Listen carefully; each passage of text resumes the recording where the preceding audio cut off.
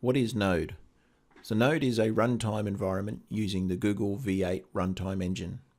This runtime engine is also used in the Google Chrome browser. JavaScript is developed from something that generally only ran in a browser to something that now will allow you to execute a standalone application.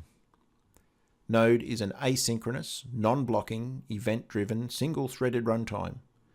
This might seem a bit strange that you can be asynchronous and only use a single thread. Let's have a look at how that works.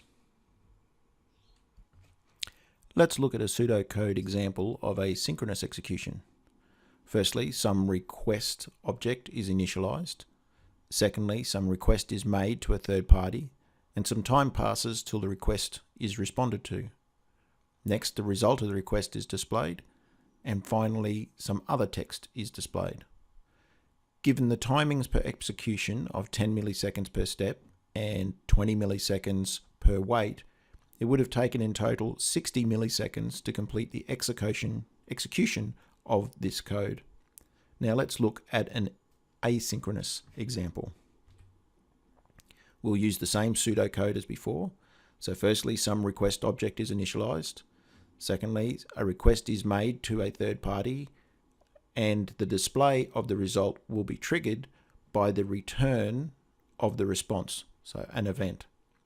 While waiting for the response, some other text is displayed, and then finally, after the request has responded, the request result will be displayed. So total execution in this time would now be 50 milliseconds instead of the 60 milliseconds for the synchronous example. Let's look at an asynchronous example with some different timings. So we're following the same pseudocode as before. This time we've set the wait time to just 5 milliseconds. So as before, the request is initialized and made. The other text is displayed, and then the request result is displayed. Note that the request result had to wait for the other text to be displayed because it is still on a single thread.